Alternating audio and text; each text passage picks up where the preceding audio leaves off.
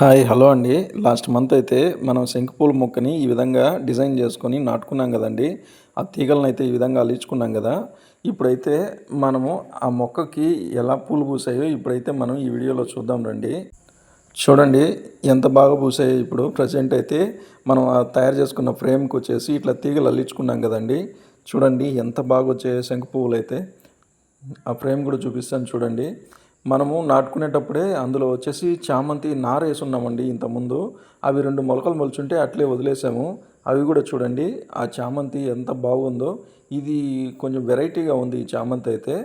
అది కూడా బాగా వచ్చిందండి. చూడండి ఎంత బాగుందో. మనం తయారు చేసుకున్న ఫ్రేమ్ అయితే చాలా బాగుందండి. ఇంకా ఒక 1 మంత్ తర్వాత గన చూసామంటే పువ్వులు గన బాగా వచ్చారంటే ఇంకా చాలా బాగుంటుంది చూడడానికి.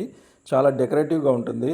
మనకి ఏదైనా ఫంక్షన్లో అయ్యి ఉన్నప్పుడు ఈ కుండీని అలాగే తీసుకొని పోయి టేబుల్ మీద కానీ టేబుల్ పక్కన కానీ ఇలా 2 కుండీస్ కన్నా ఉంటే పెట్టుకున్నామంటే చూడడానికి చాలా బాగుంటుందండి.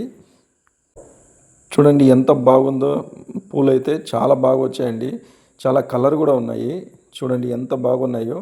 ఈ విధంగా ఫ్రేమ్ చేసుకోవడం వల్ల చూడడానికి చాలా బాగుంటుందండి. బాగుండడమే కాకుండా పక్క మొక్కలకి ఈ తీగలు అల్లుకోకుండా ఉంటాయి. ప్లస్ మనకైతే ప్లేస్ అయితే బాగా సేవ్ అవుతుందండి. ఇది ఇంకో సైడు మరుసటి రోజున పూసినటువంటి చూడండి ఎంత బాగా వచ్చాయో. వీటిలోనే 2 కలర్లుగా వస్తున్నాయి.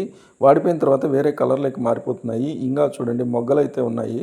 ఇంకా 1 మంత్ తర్వాత అయితే చూసామంటే చాలా డెకరేటివ్గా చాలా అందంగా ఉంటుందండి. మీరైతే మన ఛానల్ని సబ్స్క్రైబ్ చేసుకోండి, లైక్ చేయండి, షేర్ చేయండి, కామెంట్ చేయండి. ఇది ఎంతవరకు రీచ్ అవుతుందో అన్న మీరు కామెంట్ చేశారంటే నాకు చాలా హ్యాపీగా ఉంటుంది. ఓకేనండి, నెక్స్ట్ వీడియోతో మళ్ళీ కలుద్దాం. Bye bye.